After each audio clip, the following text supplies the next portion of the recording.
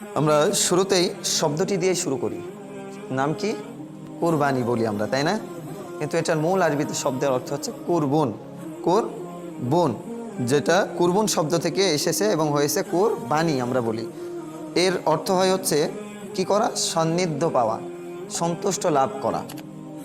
আমরা অনেকে বলি কুরবানি বলতে গেলে বলি কি ত্যাগ করা। কি করা?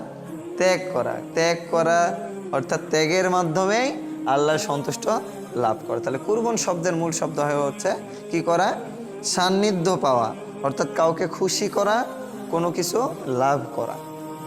তো আমরাও এই কুরবানির মাধ্যমে আল্লাহ তাআলার কি করি? সন্তুষ্ট লাভের চেষ্টা করি। আমরা যদি কুরবানি কি সংক্ষিপ্তভাবে সংজ্ঞা বলতে যাই, তাহলে এভাবে বলতে পারি যে আল্লাহ তাআলার কর্তৃক প্রেরিত আমাদের একটি নির্দিষ্ট দিনে সামর্থ্য অনুযায়ী যাদের ওপর ওয়াজিব তাদেরকে নির্দিষ্ট কিছু পশু আল্লাহর নামে জবাই দেওয়াকেই কুরবানি বলে।